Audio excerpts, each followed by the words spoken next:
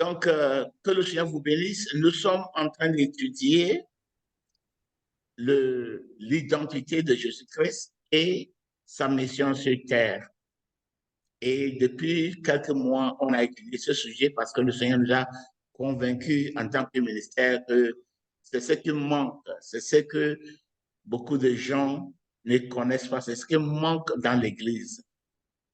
Nous sommes en train de jouer la religion, nous faisons beaucoup de choses et nous disons que nous sommes en train d'adorer le Seigneur, mais nous constatons qu'il y a un manque d'obéissance au Seigneur, manque d'obéissance au Seigneur. Même dans l'Église organisée, beaucoup de gens qui se disent chrétiens n'obéissent pas au Seigneur et continuent à obéir à Satan.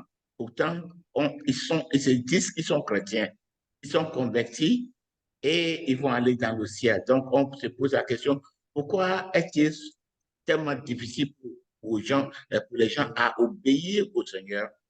Et la raison qu'on a donnée, c'est parce qu'ils ne le connaissent pas. Et on a dit qu'on ne peut pas, n'est-ce pas, avoir confiance en quelqu'un qu'on ne connaît pas. Confiance, c'est ce qu'on appelle la foi. On ne peut avoir confiance en quelqu'un qu'on ne connaît pas. Et on ne peut pas aimer quelqu'un en qui on n'a pas de confiance. Tu ne peux pas aimer quelqu'un en qui tu n'as pas de confiance.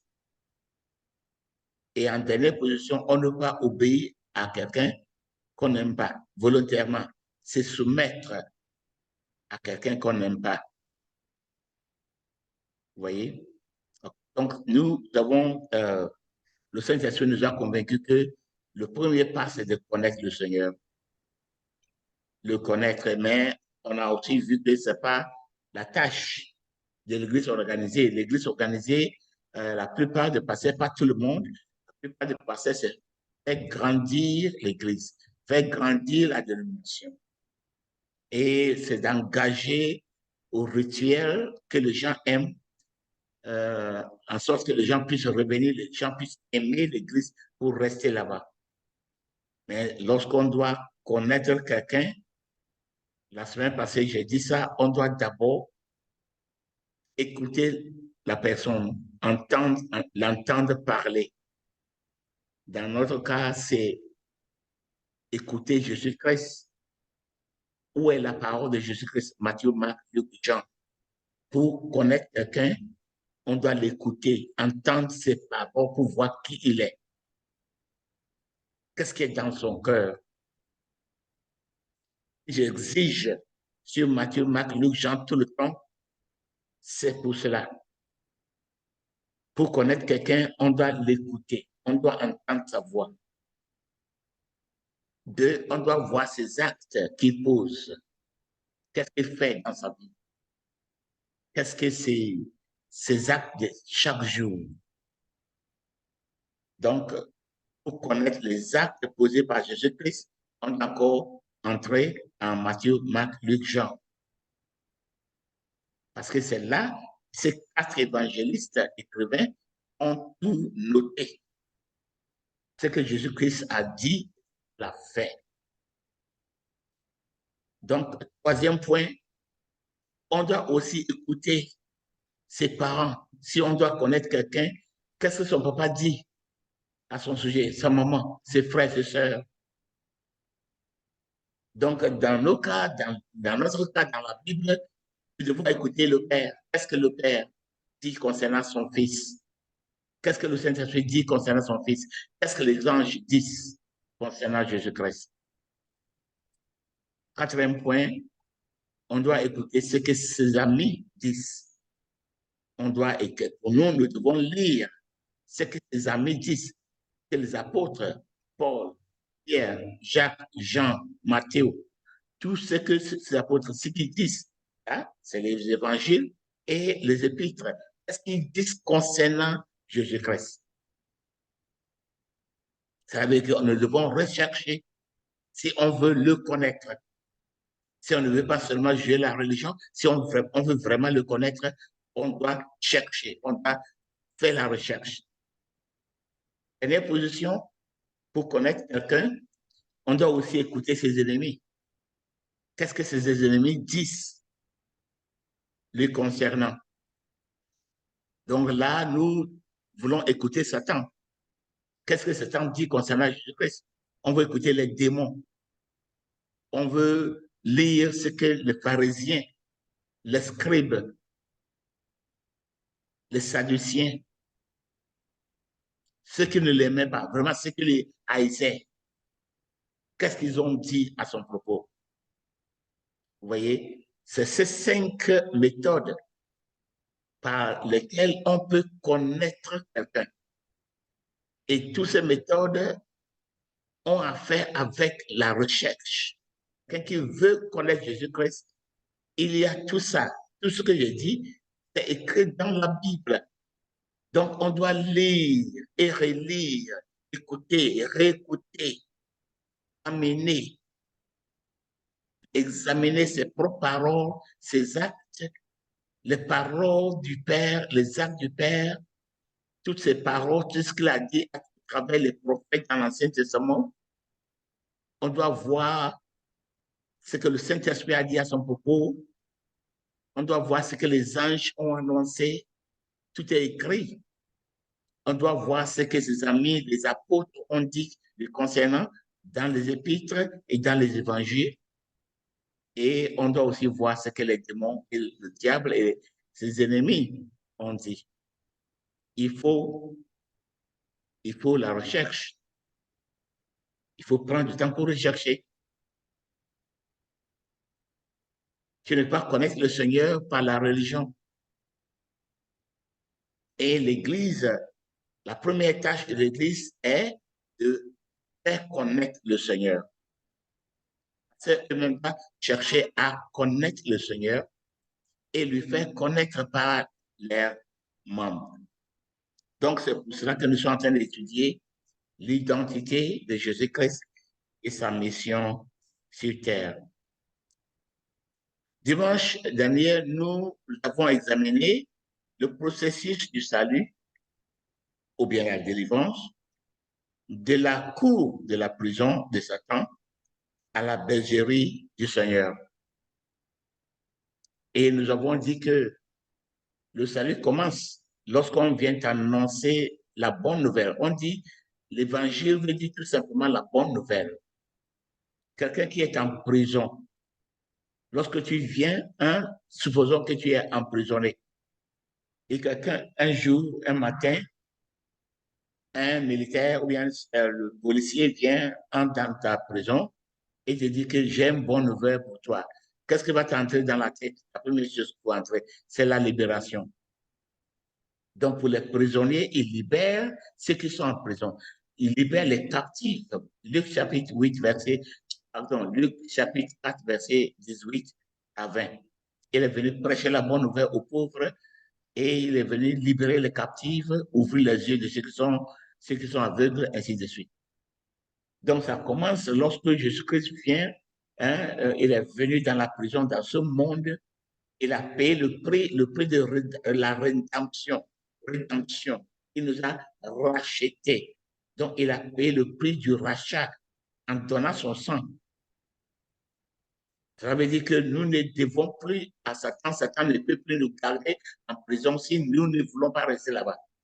Donc, Jésus-Christ nous annonce la bonne nouvelle que j'ai tout payé. J'ai payé le prix. Vous ne devez rien à Satan. Vous pouvez vous lever aujourd'hui pour sortir. C'est ça. Ça, c'est l'annonce de l'évangile. Donc, on vient nous annoncer l'évangile. Et ceux qui croient sortent de la prison. Ce n'est que le commencement.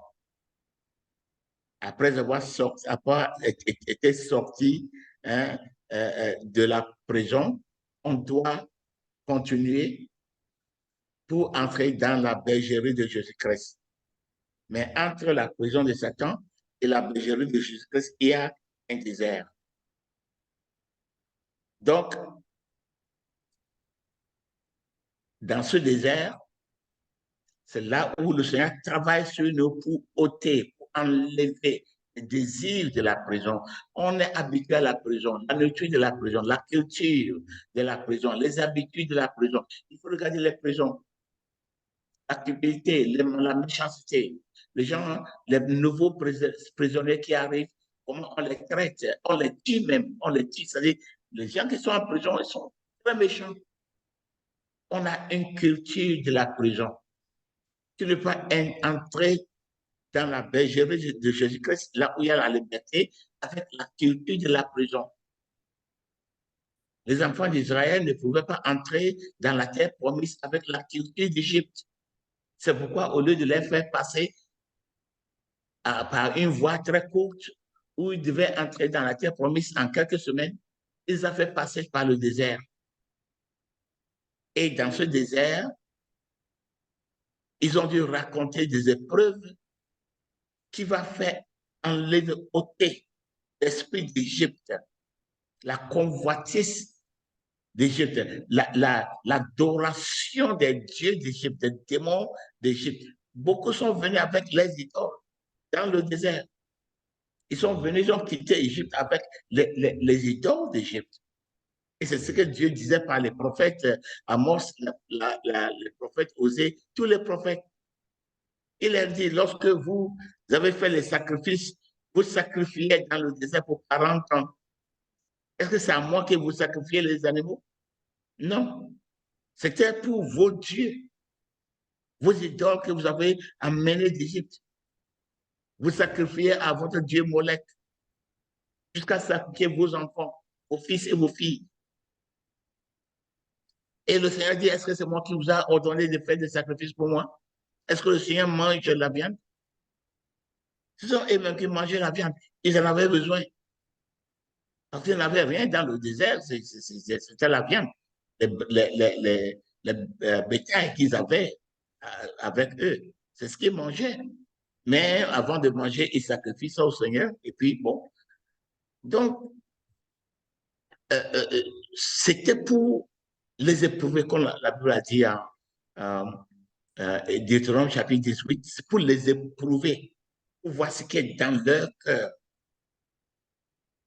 Est-ce qu'ils étaient toujours, ils avaient toujours la mentalité esclave, ou bien ils étaient vraiment maintenant libérés. Ils étaient comme des gens libres. Parce que même si tu donnes la liberté à quelqu'un qui a toujours une mentalité d'esclave, il ne peut pas préserver cette liberté. Il sera recapturé par le diable. Donc, aujourd'hui, nous allons voir, n'est-ce pas, des principes, on va reprendre les principes principaux, les points principaux pour que cette leçon puisse être vraiment mieux comprise. En Matthieu chapitre 7, verset 13 à 14, la Bible dit, entrez par la porte étroite, car large est la porte, spacieux le chemin qui mène à la perdition. Et il y en a beaucoup qui entrent par là. Mais étroite est la porte et resserré est le chemin qui mène à la vie, et il y en a peu qui les trouvent. Donc, c'était la réponse à une question que les apôtres ont posée au Seigneur. Est-ce qu'il y a très peu de gens qui seront sauvés? Est-ce qu'il y a très peu de gens qui seront sauvés? Et Jésus-Christ, en réponse, il a dit, entrez par la porte étroite. Il y a deux portes. Il y a une porte très large où la majorité passe par là. Ils vont avec tous les bagages. C'est une porte aisée. On peut venir avec sa culture, ses habitudes, ses péchés. On est là ensemble avec les gens du monde, c'est beaucoup, n'est-ce pas? L'ambiance est bonne, on fait tout, on vit comme on veut et on passe par là. À la Bible dit, cette voie mène à la perdition de l'âme. Mais il y a une voie qui mène à la vie éternelle. Cette porte est étroite et serrée, resserrée. Dans la version en anglais, on dit c'est étroite et difficile. Resserré veut dire c'est difficile à entrer. Et la Bible est en train de dire ici que il y en a très peu qui le trouvent, qui la trouvent, cette porte. Il y en a très peu de gens qui la trouvent. Mais pour la trouver même, avant d'y entrer, pour la trouver, c'est un problème. Vous voyez? Pour trouver cette porte étroite, déjà, pour la trouver seulement, il faut chercher avec diligence. Il faut chercher avec sérénité, n'est-ce pas, avec tout ton cœur. Comme la Bible a dit, lorsque vous me cherchez de tout votre cœur, je me ferai connu par vous. Je me révélerai à vous. Lorsque vous me chercherez de tout votre cœur, la porte étroite ne peut pas être vue comme ça. On doit rechercher. Jésus-Christ a parlé de ce marchand qui cherchait, qui payait, ou bien payait, qui achetait des perles. La Bible a dit, lorsqu'il a vu une perle qui était un grand prix, mais très précieuse, il est allé vendre tout ce qu'il possédait pour venir acheter une seule perle. Lorsqu'il a trouvé cette perle, cette porte étroite n'est pas évidente. On doit la chercher. Lorsqu'on lit la Bible, on doit arriver au stade où on voit ce qui se passe dans la religion, où tu vois ce qui se passe dans ton église, tu dis, ah, il y a quelque chose qui ne va pas. Je lis la parole de Dieu, je lis la parole de Jésus-Christ, mais je ne vois pas ce que mon église est en train de faire, ce que le Seigneur a prescrit. Non, je vais encore voir, je vais encore relire la Bible, je vais comparer. Plus tu compares, plus tu vois que non, il n'y a rien à voir. Ce que le Seigneur dit et ce que la plupart des églises organisées font, c'est totalement écarté, c'est totalement à l'écart, totalement opposé. C'est lorsque au moins, tu as vu que cette porte, grande porte où tout le monde passe par là, ce n'est pas la bonne porte que tu vas commencer maintenant à chercher la porte étroite. Donc, si ce n'est pas ça, c'est quoi? Tu cherches dans la parole de Dieu, comme j'ai dit, tu commences à chercher et Dieu va dire, il va te dire, mais voici, puisque tu me cherches, mais voici, il va se révéler à toi. Mais si tu es content de la religion, tu vas faire la religion jusqu'à la fin de ta vie sans jamais connaître le Seigneur. Et si on ne connaît pas le Seigneur, on ment lorsqu'on dit on aime le Seigneur. On est en train de mentir à nos propres âmes lorsqu'on dit qu'on aime le Seigneur. Alléluia. Donc, aujourd'hui, je suis revenu pour faire ce petit dessin pour vraiment éclaircir ou bien clarifier, n'est-ce pas, le, le processus de salut ou bien le processus de la délivrance. À gauche, il y a cette maison qui représente la cour de prison, la prison de Satan. À droite, c'est la bergerie de Jésus-Christ, où Jésus-Christ est le bon berger, où Jésus-Christ est le roi. À gauche, c'est le royaume des ténèbres, où Satan règne. Satan a le pouvoir. Il a son emprise sur tous les gens qui sont là. À gauche, vraiment, c'est le monde.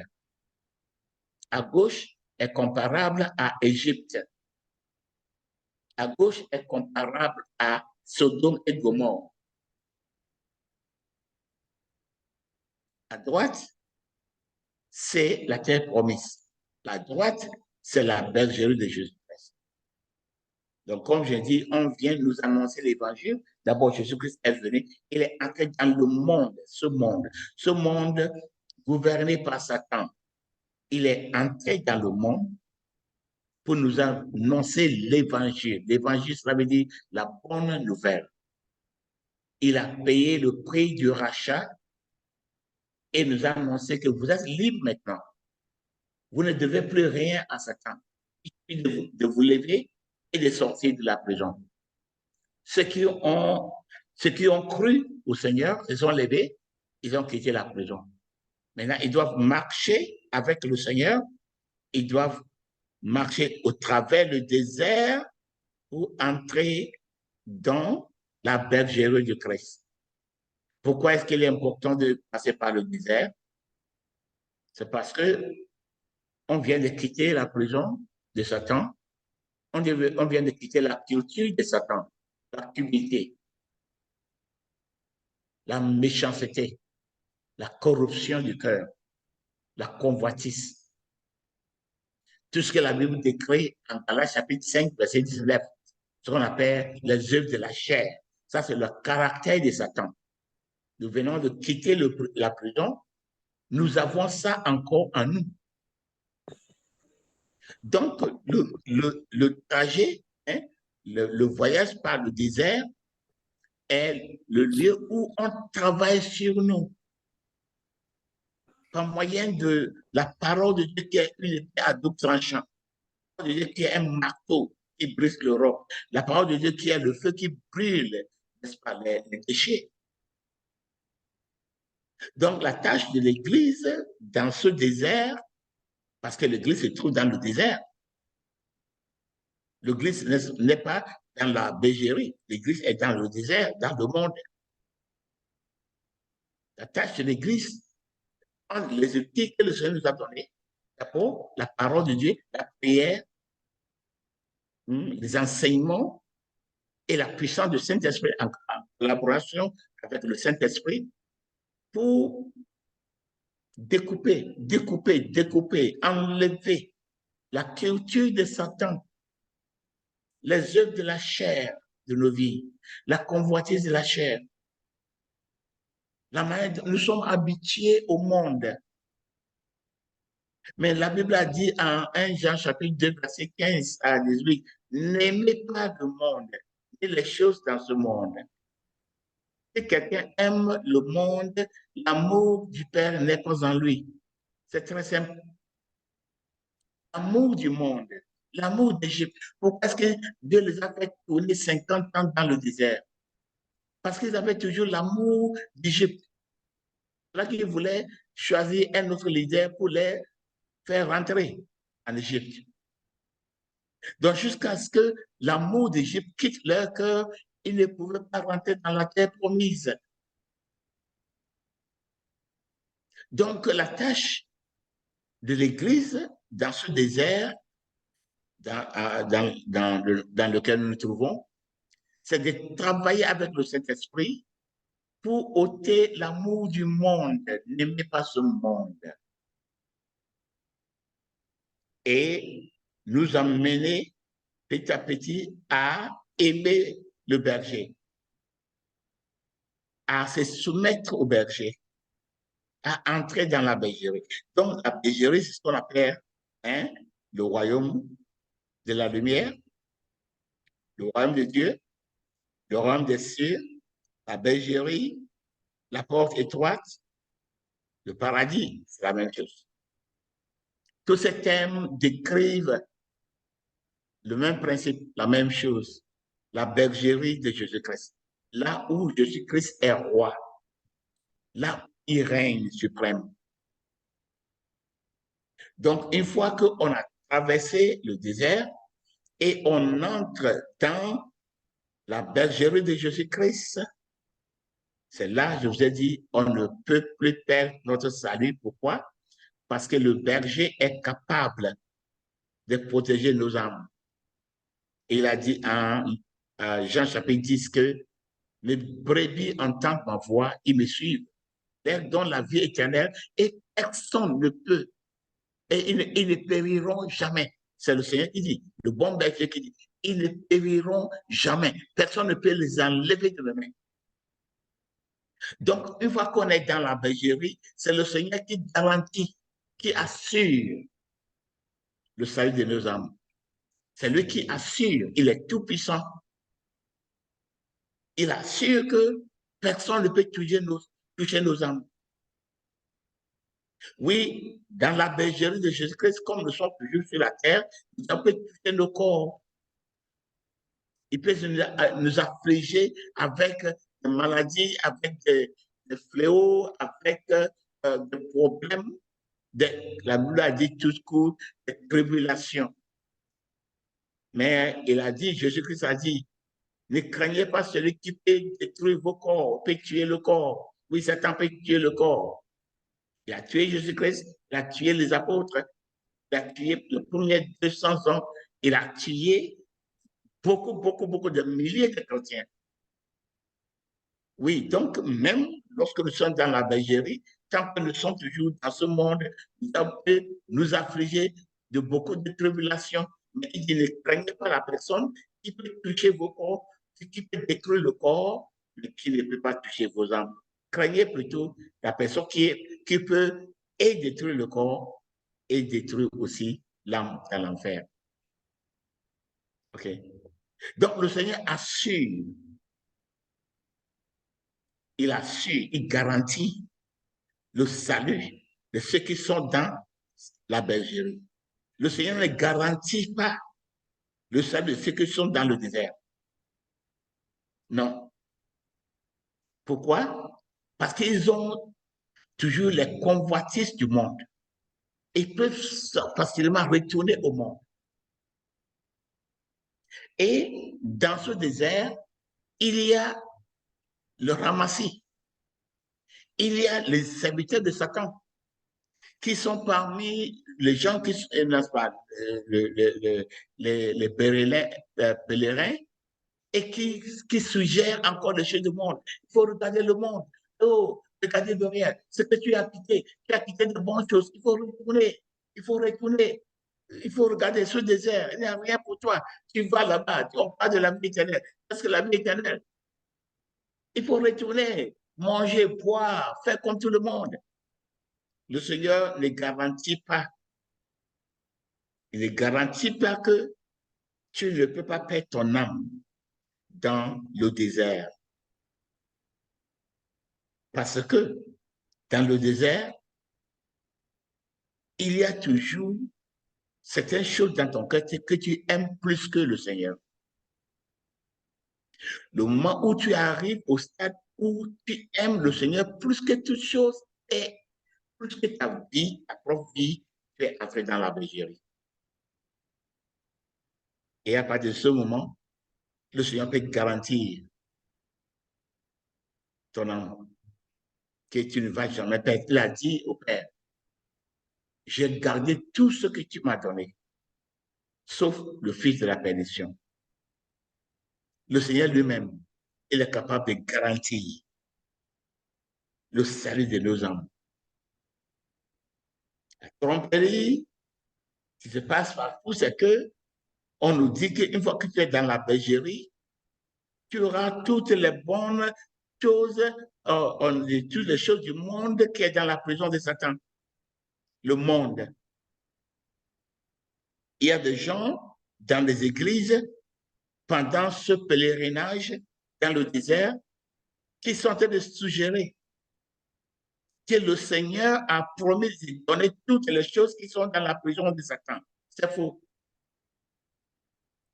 On dit que le Seigneur a garanti qu'il va te donner toutes les choses dont que tu convoites. Non. Il a promis de pouvoir à nos besoins, à notre pèlerinage.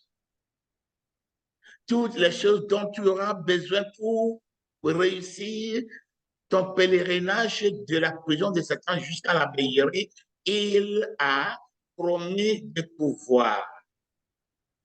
Dans le désert, avec les enfants d'Israël, lorsqu'il n'y avait pas d'eau, il n'y avait pas de fleuve là-bas, il a pourvu l'eau à l'Europe.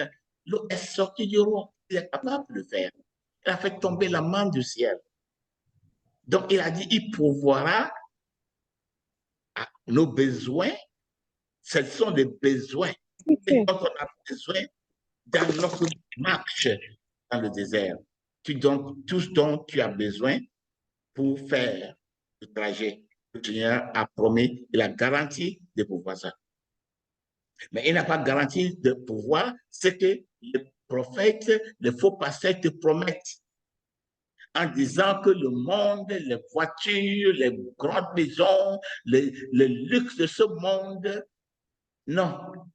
Ce sont eux qui sont en train de vous détourner pour que vous retourniez dans le monde, parce que c'est le monde, ce sont les choses du monde.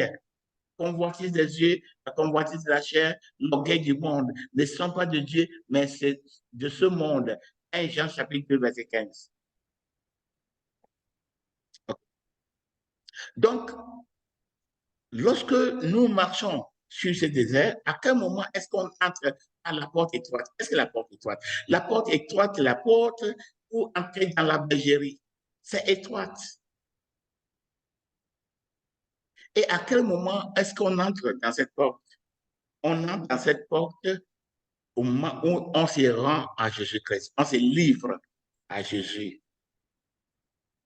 On rend sa vie à Jésus-Christ. Cela veut dire que Jésus, je comprends que tu es mon Seigneur, que tu es venu me sauver. Je ne peux pas me sauver moi-même. Je comprends que tu es le Seigneur, tu es Dieu.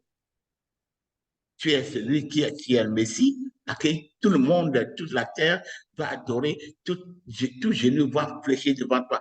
Moi, je fléchis maintenant, je rends ma vie. Que ce soit dans la mort ou bien dans la vie, je te donne ma vie. À ce moment, on entre dans la bergerie. On entre dans la bergerie lorsqu'il n'y a rien dans nos cœurs qu'on aime plus que Jésus. J'allais oublier les versets. On va lire le verset. On va lire le verset rapidement. Et ceux à qui on a donné le verset sont, j'espère qu'ils sont prêts. OK, donc, premier verset, on va lire Matthieu chapitre. C'est quel chapitre? Matthieu chapitre 19, verset 16 à 26. Matthieu 19, 16 à 26. Et le frère Mathias, depuis la France, va nous lire ça. Frère Mathias, Matthieu 26, Matthieu 19, 26 à Matthieu 19, 16 à 26. Amen. Frère Mathias. Évangile selon Matthieu, chapitre 19, versets 16 à 26. Là, nous lisons. Et voici un homme s'approcha et dit à Jésus, « Maître, que dois-je faire de bon pour avoir la vie éternelle? » Il répondit, « Pourquoi m'interroges-tu sur ce qui est bon? Un seul est le bon. Si tu veux entrer dans la vie, observe le commandement. Lequel, lui dit-il? Et Jésus le répondit, tu ne tueras point, tu ne commettras point d'adultère, tu ne déroberas point, tu ne diras point de faux témoignages. Honore ton père et ta mère, et tu aimeras ton prochain comme toi-même. Le jeune homme lui dit, j'ai observé toutes ces choses, que me manque-t-il encore? Jésus lui dit, si tu veux être parfait, va, vends ce que tu possèdes, donne-le aux pauvres, et tu auras un trésor dans le ciel. Puis, viens et suis-moi. Après avoir entendu ces paroles, le jeune homme s'en alla tout triste, car il avait de grands biens. Jésus dit à ses disciples, je vous le dis en vérité, un riche entrera difficilement dans le royaume des cieux. Je vous le dis encore, il est plus facile à un chameau de passer par le trou d'une aiguille qu'à un riche d'entrer dans le royaume de Dieu. Les disciples, ayant entendu cela, furent très étonnés et dirent, qui peut donc être sauvé?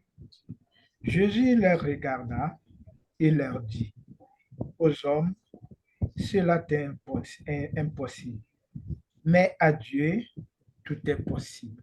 Amen. Amen. Merci le frère Mathias. Deuxième lecture.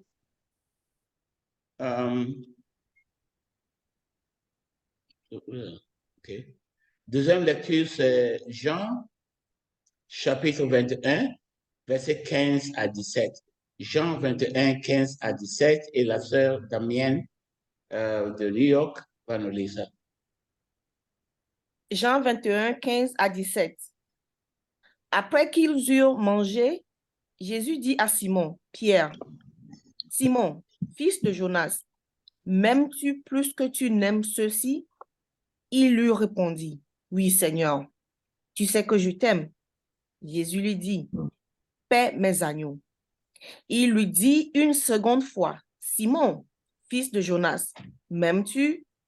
Pierre lui répondit, oui, Seigneur, tu sais que je t'aime. Jésus lui dit, paie mes brebis.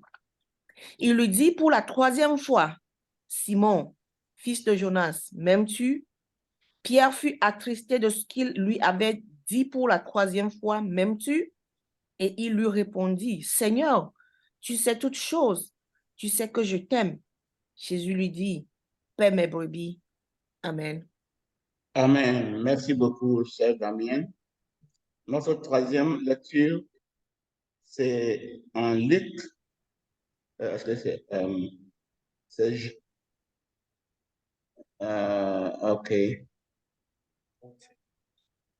Est-ce qu'on a lu déjà Jean 21? C'est ça OK. que Damien vient de lire. Maintenant, Donc, maintenant, Jean 15, 17 à 14. Non, 12 à 14. Jean 15, 12 à 14. Et le frère Messin j'ai oublié. Croatie. Croatie. Le frère Messin, depuis le Croatie, va nous lire ça. Frère Messin. Ok, lisons Jean chapitre 15 du verset 12 à 14.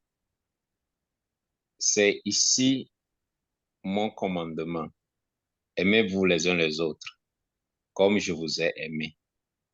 Il n'y a pas de plus grand amour que de donner sa vie pour ses amis. Vous êtes mes amis si vous faites ce que je vous commande. Amen. Amen. Merci beaucoup, frère Vincent. Maintenant, nous allons lire notre dernier verset, Luc 14, 25 à 33. Luc 14, 25 à 33. Et le frère Jean-Claude, excusez-moi, il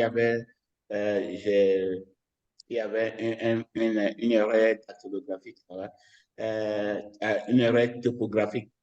Jean-Claude Abalo de New York va nous dire ça. Jean-Claude.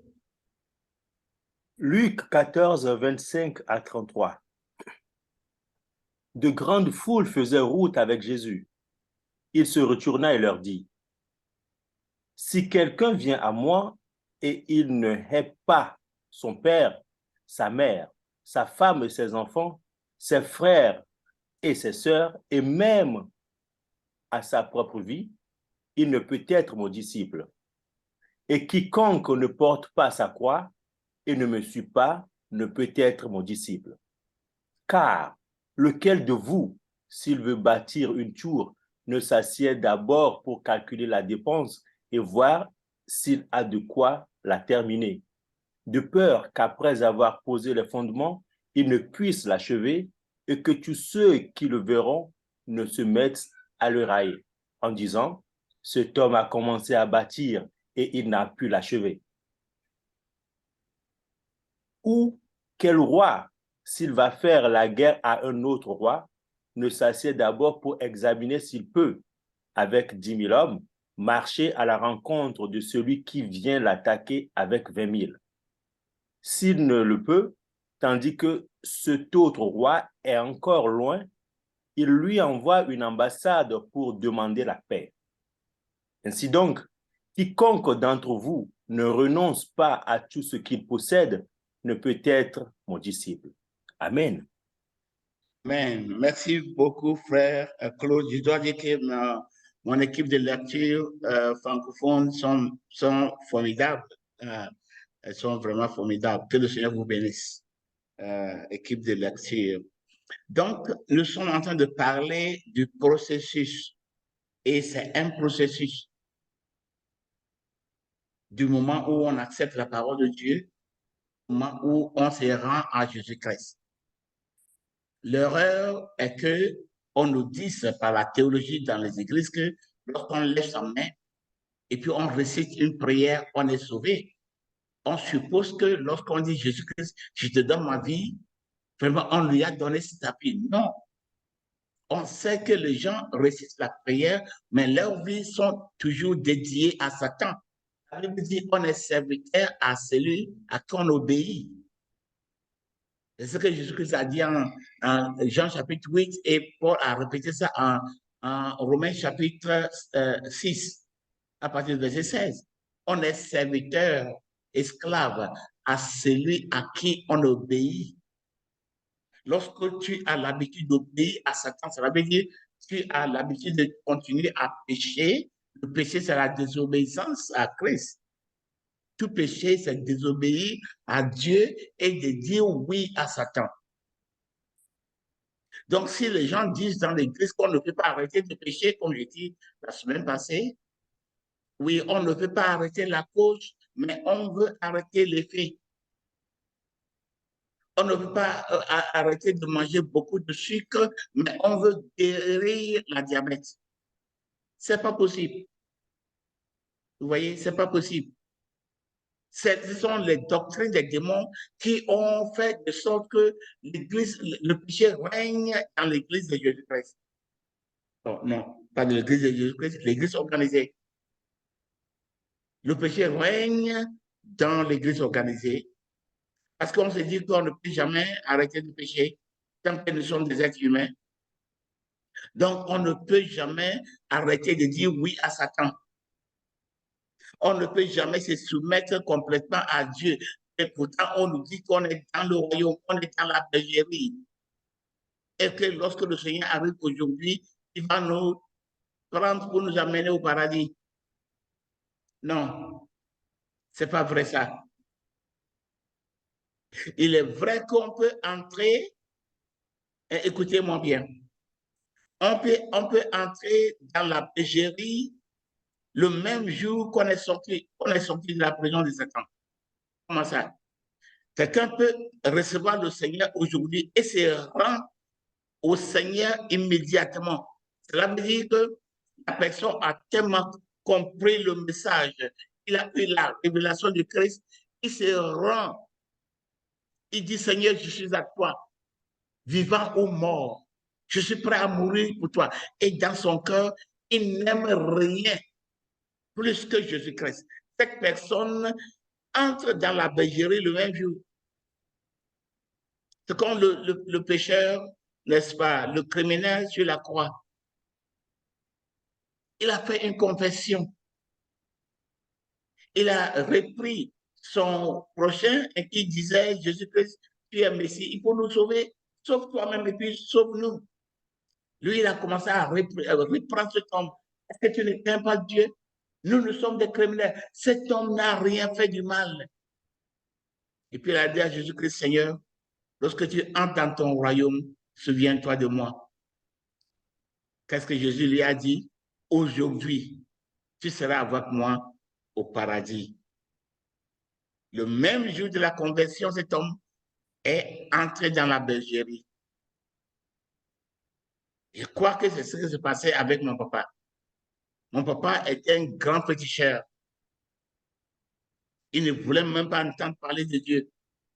Mais lorsque le diable a s'est levé pour faire une guerre contre lui, il commence à tuer ça et là. Il a fait tous les sacrifices, les tueries ne s'arrêtaient pas dans son foyer. C'est lui-même qui a commencé maintenant à chercher une église, à chercher un pasteur. Il a marché pour des kilomètres pour aller dans un village là où il a trouvé un ancien, l'ancienne église apostolique. En ce temps-là, la seule église pentecôtiste dans la région était l'église apostolique. L'église Pentecôte n'était pas encore sortie de l'église apostolique. Et qu'est-ce qu'il a trouvé? Qui il a trouvé? Il a trouvé un ancien, une diaconesse. Ce sont eux qui sont venus, ils ont brûlé tous les fétiches. Et ils ont donné l'évangile à Jésus-Christ et puis à mon papa, et puis ils ont brûlé les fétiches. Mon papa est libéré le même jour, est délivré, il est entré dans la bergerie le même jour. Et la preuve que son amour pour Dieu, une transformation, mon papa battait tout le monde. Il pouvait arriver dans un village, il avait de gris pour se battre, il pouvait battre tout le monde, tous les femmes, il avait ni fusil et rien. Mon papa, dès sa conversion, les gens peuvent lui insulter jusqu'à mettre les doigts sur sa figure. Il va rester là pour sourire. Je crois que mon papa était entré dans la bergerie le premier jour. Il a commencé à exercer les dons du Saint-Esprit. Il a commencé à faire des miracles.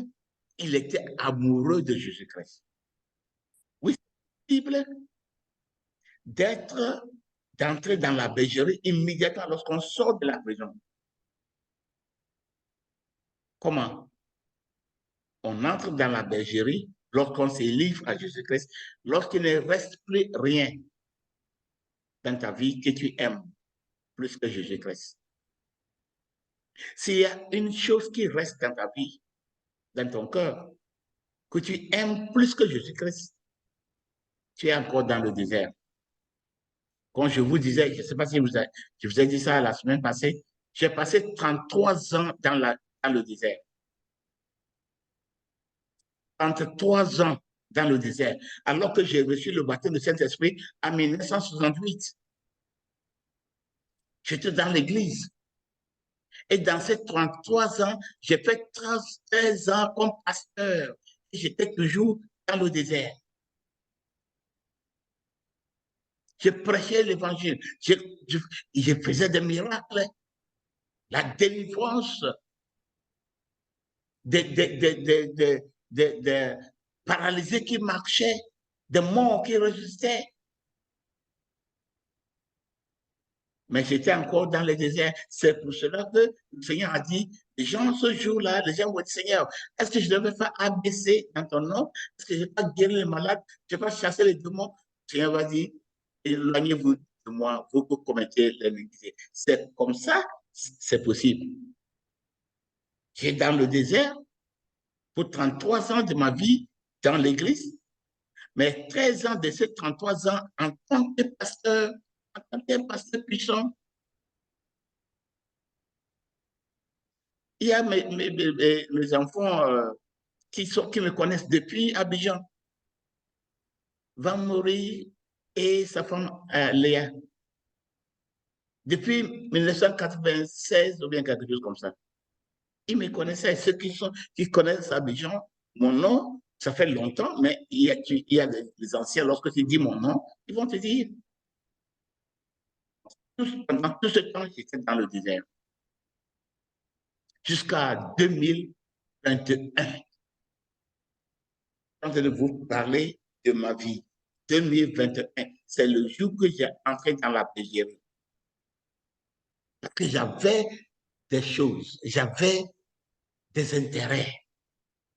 Je voulais être professeur d'université, coûte que coûte. C'est ce que j'aimais.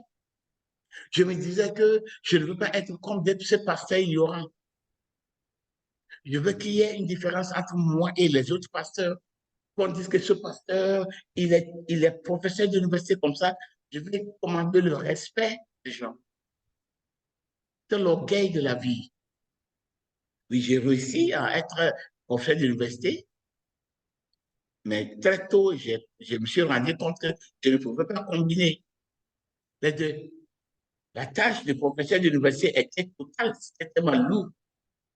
Parfois, j'avais n'est-ce pas, des rendez-vous, j'avais des appointments, n'est-ce pas, à prêcher dans les églises J'étais toujours assis en train de corriger les fiches des étudiants. J'ai oublié totalement que j'avais un rendez-vous dans une église. C'est là où le Seigneur m'a chassé de la salle de classe. C'était l'orgueil personnel. Je voulais être ceci. Je voulais avoir ceci. Je voulais avoir ceci. Jusqu'à ce que je rende ça. Et que je dise que Jésus-Christ est la chose la plus importante, la personne la plus importante dans ma vie.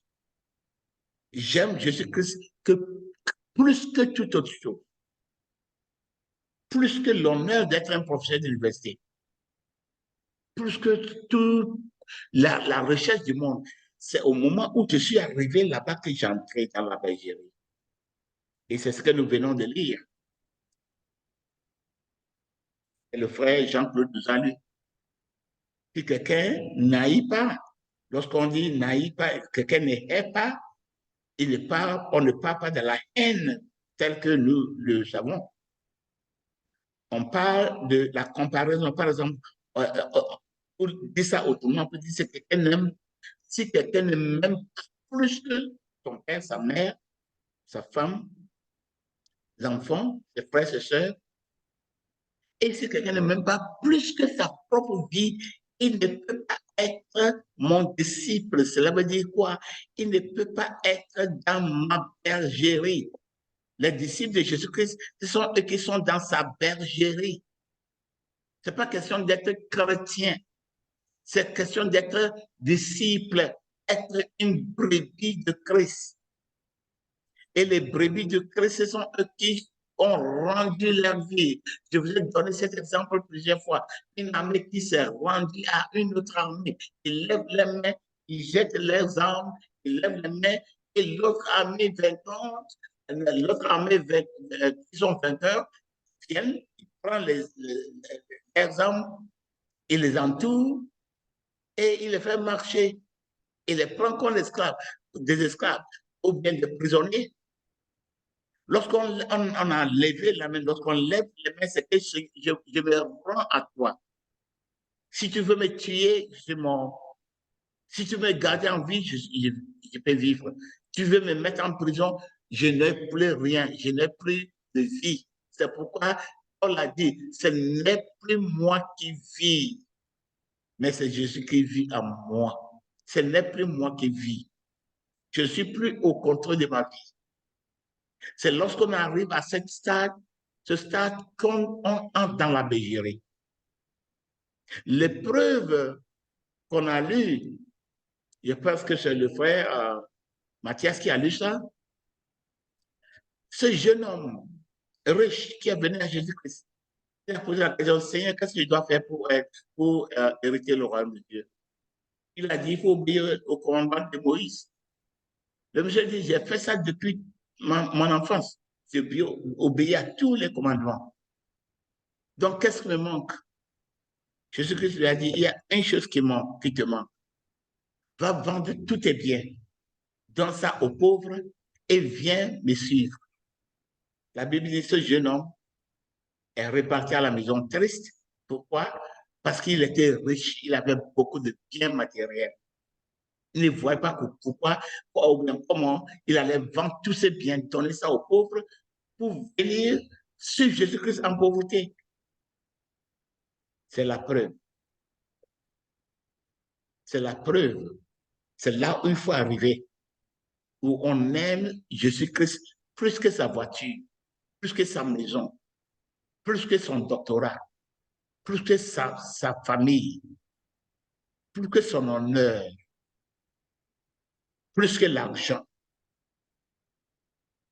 Lorsqu'on aime Jésus-Christ plus que toute autre chose, et lorsqu'on aime Jésus-Christ plus que sa propre vie, cela veut dire que je suis prêt à mourir pour lui aujourd'hui. Si je dois mourir pour Jésus-Christ, je suis prêt à mourir selon Jésus-Christ. C'est là où tu deviens son disciple. C'est là où tu entres dans la bergerie et c'est là où ton salut est garanti parce que le monde est mort. Tu es mort au monde, le monde est mort à toi. Tu ne désires plus les choses de ce monde. Cela veut dire que oui, le Seigneur peut te donner des voitures, des maisons, mais lorsque, comme il a dit à ce jeune homme, va vendre cette maison-là et donne ça aux pauvres, tu vas obéir.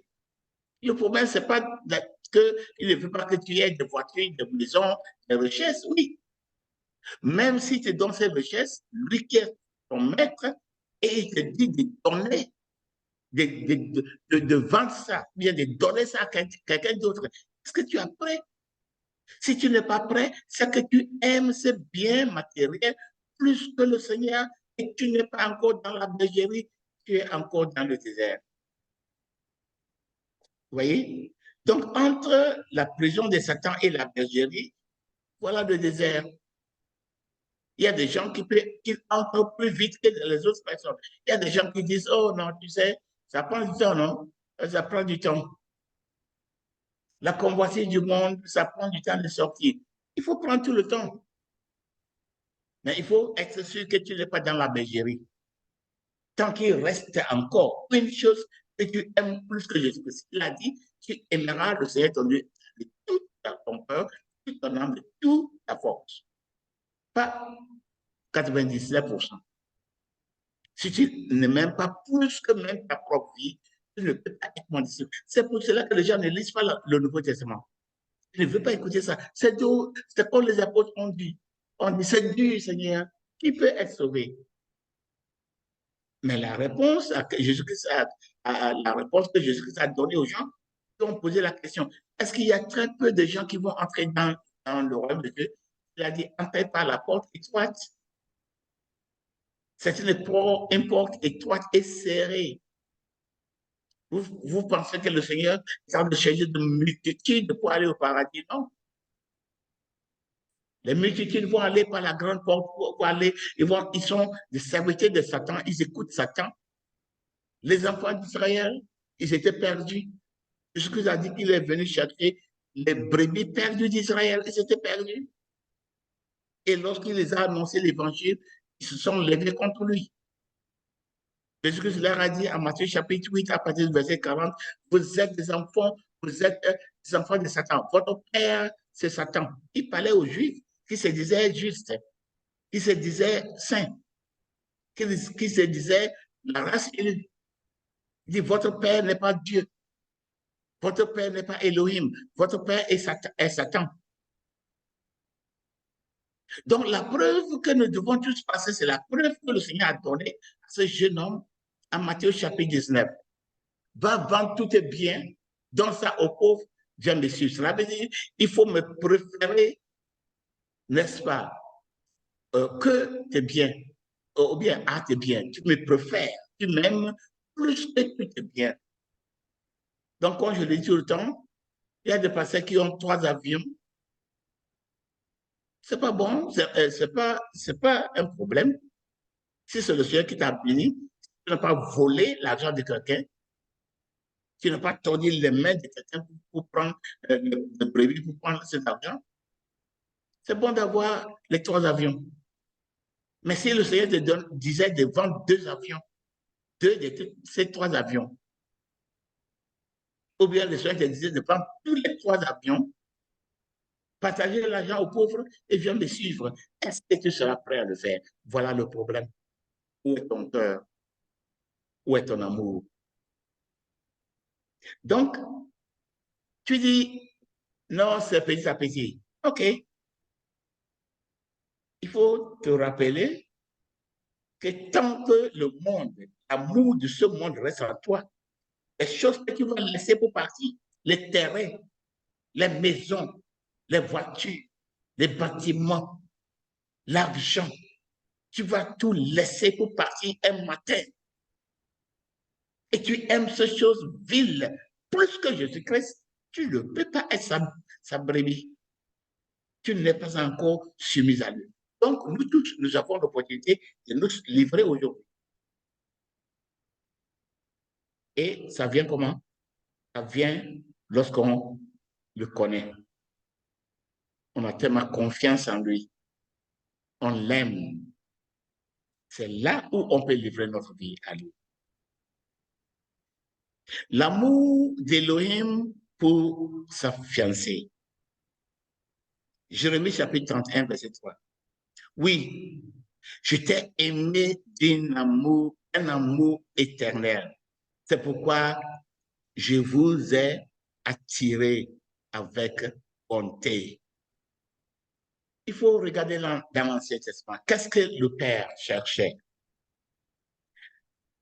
Ézéchiel chapitre 16, la Bible parle d'Israël comme son épouse. Un enfant abandonné dans le sang, le corps ombilical n'était même pas coupé. Il a pris cet enfant, il lui a vraiment donné la vie, il a donné tout ce qu'il faut. L'enfant est devenu, la fille est devenue une jeune fille, belle fille. Et le temps de mariage est arrivé. L'Éternel dit, je t'ai épousé comme ma femme. Je donne toutes les bonnes choses, les belles robes, n'est-ce pas, les bijoux, tout l'argent, tout ce dont tu as besoin. Maintenant, qu'est-ce que tu fais avec ça? Tu prends tout ce que je donne et tu cours après les hommes. Tu te prostitues. Tu sers les dieux d'Égypte, les dieux de Babylone, les dieux des Ammonites, les dieux des Philistins, partout. Tu cours après les autres dieux jusqu'à sacrifier tes enfants aux démons. Il dit, je t'ai aimé. Tu es mon épouse. Il faut lire l'Ancien Testament pour lire la voix de Jésus-Christ au travers des prophètes. Je t'ai aimé, je t'aime à Israël. Quelque part, il dit, j'ai tendu ma main toute la journée. Et j'attendais une nation têtue.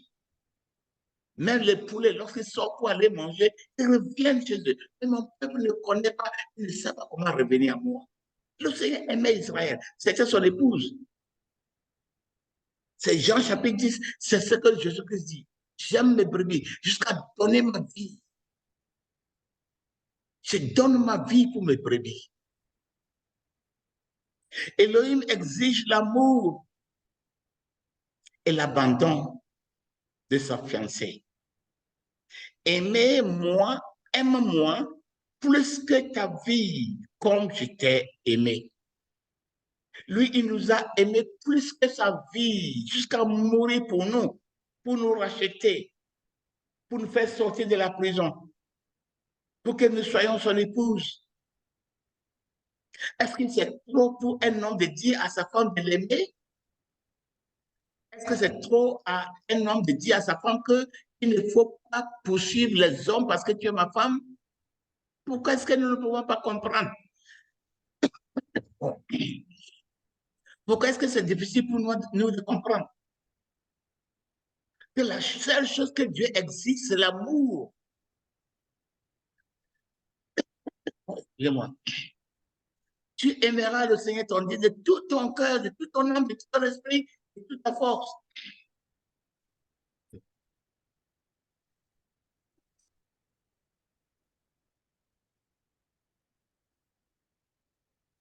C'est tout ce qu'il exige. Et c'est tout ce que le Fils est venu exiger. Tu m'aimeras plus que ta vie.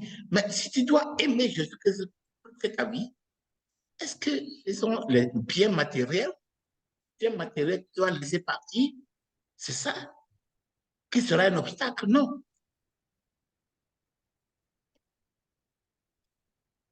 Le paradis, le ciel, est pour Christ et son épouse aimante, pas pour les mendiants et les étrangers.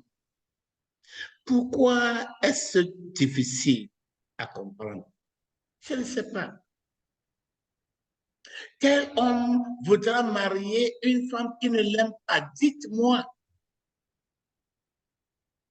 Une femme qui vient au mariage parce que le monsieur a des voitures, il a des terrains, il a une belle maison, il a ceci, il a cela, il a de l'argent. Donc la femme vient à cause des biens matériels. Si ce monsieur sait que cet homme, cette femme ne l'aime pas, est-ce qu'il va l'épouser? Supposons que tu es un homme, tu es un homme avec ta femme, n'est-ce pas? Ta femme, elle te donne à manger, hein, eh bien, elle est là pour te servir, mais la nuit, elle va dormir avec un autre monsieur, un autre homme. est revenu le lendemain. Il revient le lendemain, il commence à chanter les louanges. Oh, tu es bon, oh, je t'aime, tu es bon, tu es merveilleux, tu es un beau garçon.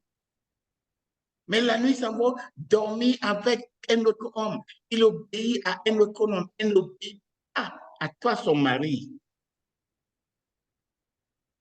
C'est quel genre de relation ça?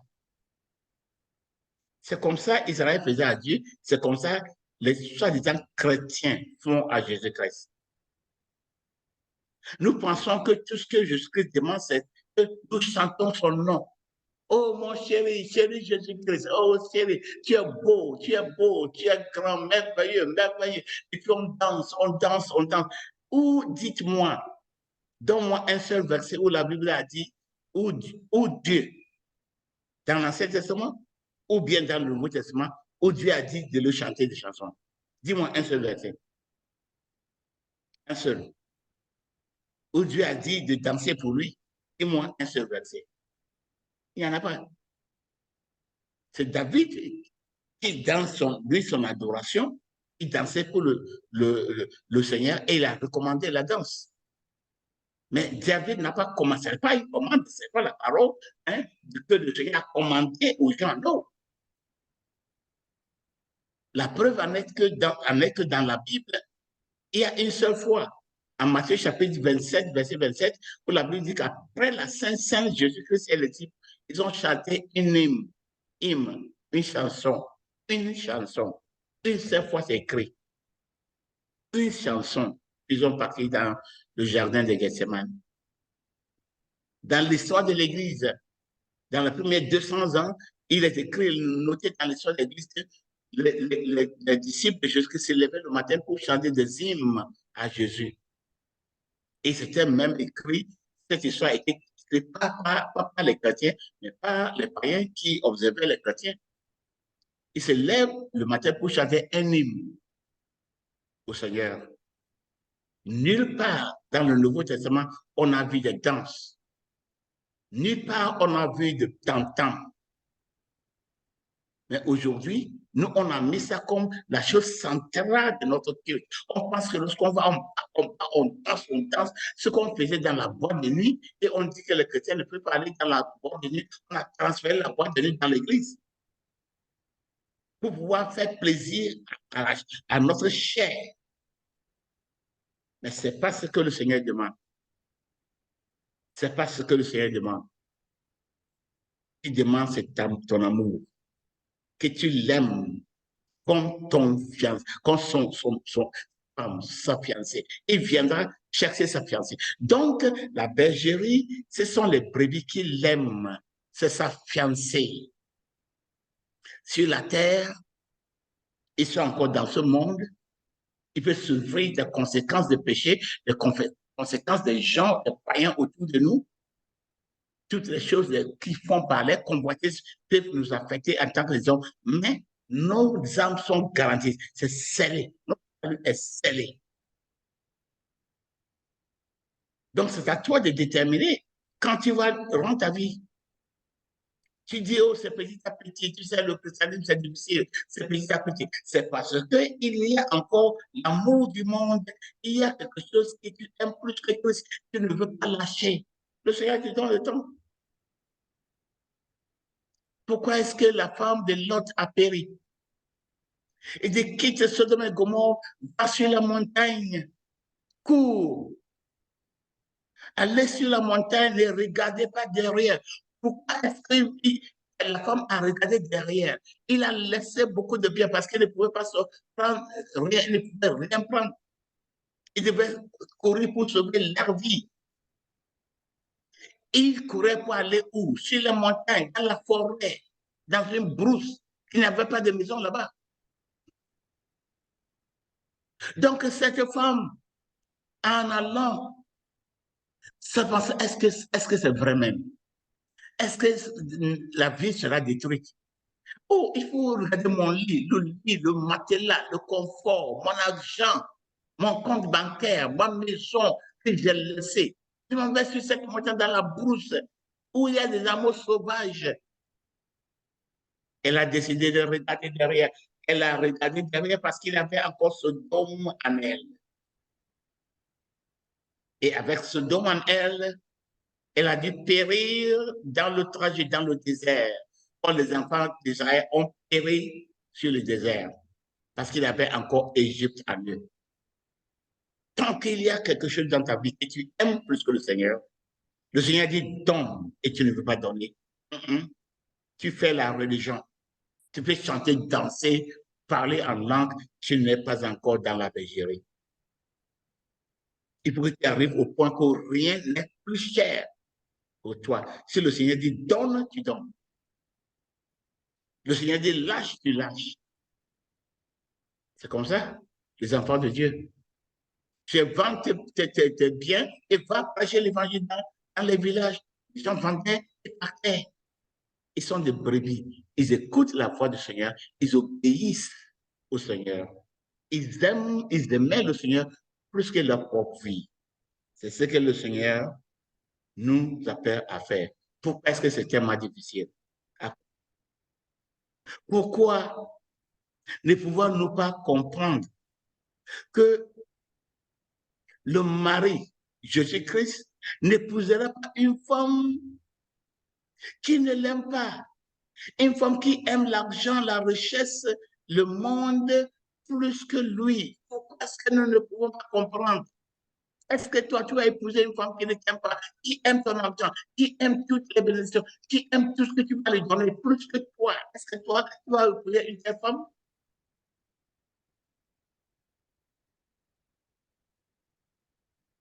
Et quelqu'un te dit, un pasteur te dit que parce que tu es dans l'église, tu fais ta dîme, tu viens, tu fais les requêtes du dimanche, tu es sauvé.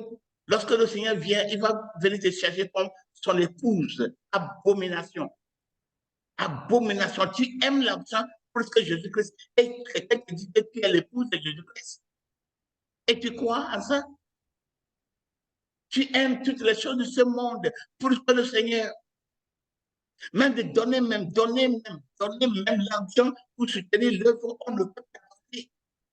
À moins qu'on nous pousse à forcer. Et puis tu te dis, tu n'aimes pas, tu es dans le désert toujours. Et le Seigneur, lorsque le Seigneur vient aujourd'hui, il viendra chercher ses brebis, ses disciples, son épouse, ceux qui sont rendus entièrement à lui. Ceux qui sont, si vous n'aimez pas votre propre vie, vous ne pouvez pas être mon disciple. Un point, un trait. C'est juste. Je ne suis pas en train de prêcher une adresse. Je ne suis pas en train de prêcher une église. Je ne suis pas en train de prêcher une religion. Je prêche Jésus-Christ. Je prêche Jésus-Christ. Moi, mon Seigneur. Moi, mon mari. C'est lui que je vous annonce. C'est sa parole qu'on vient de lire. Qu'est-ce qui est dans ta vie que tu aimes plus que Jésus-Christ? Jusqu'à ce que tu sois prêt à dire, OK, si le Seigneur me dit de donner, je donne. C'est le jour où tu es arrivé là-bas. Quoi que ce soit dans le monde, tu es prêt à donner pour suivre Jésus-Christ.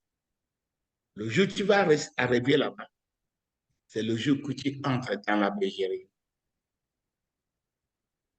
S'il y a encore quelque chose dans ta vie, tu aimes plus que Jésus-Christ, tu continues à être dans le désert. Tu vas me dire, c'est petit à petit. OK. Peut-être tu vas rester dans la bergerie, dans le désert, jusqu'à ce que Jésus va venir prendre les gens à la bergerie. Il viendra chercher ceux qui sont dans sa bergerie pour les amener au paradis. Frères et sœurs, c'est une maison pour les amants. Le paradis, c'est une demeure pour les amants. Christ et sa femme, son épouse. Ce n'est pas pour les mendiants. Seigneur, donne-moi, Seigneur, donne-moi, Seigneur, donne-moi. Tu ne l'aimes pas. C'est comme une grande personne qui vit dans une cour. Comme lorsque Yadima était vivant.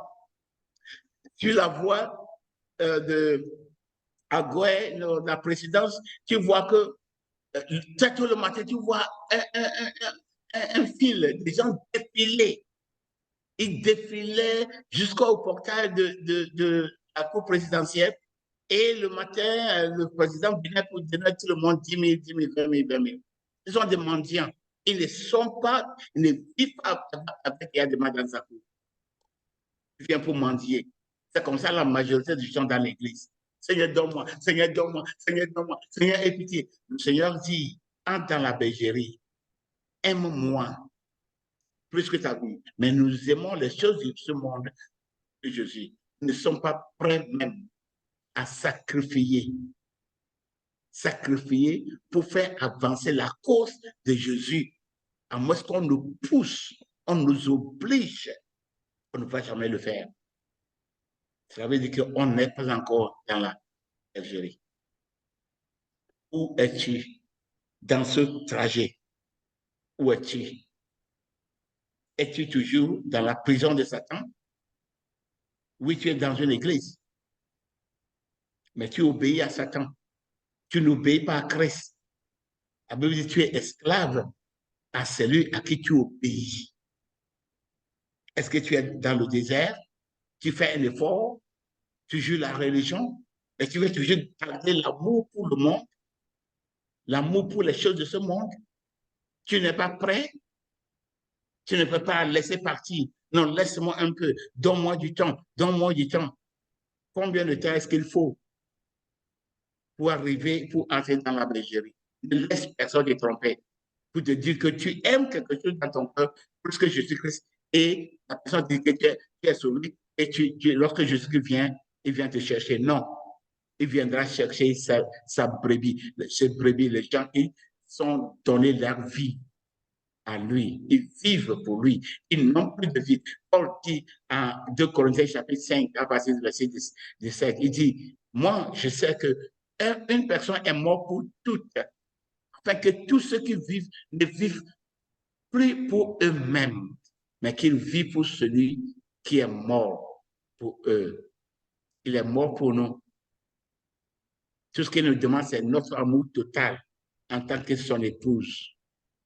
Est-ce que c'est trop difficile? Nous voulons lui donner la religion, chanter son nom, danser pour lui. C'est pas ce que lui demande. Je ne dis pas que c'est mauvais de danser. Je ne veux pas dire que c'est mauvais de chanter. Je chante. Mais c'est pas ce que le Seigneur demande. Il demande l'obéissance. Il demande que tu te rends complètement à lui. Vis ta vie pour lui. Aime le Seigneur, obéis à lui jusqu'à donner sa vie pour lui. C'est ce que le Seigneur demande. Seigneur, nous te bénissons ce soir. Je prie que tout ce que m'écoute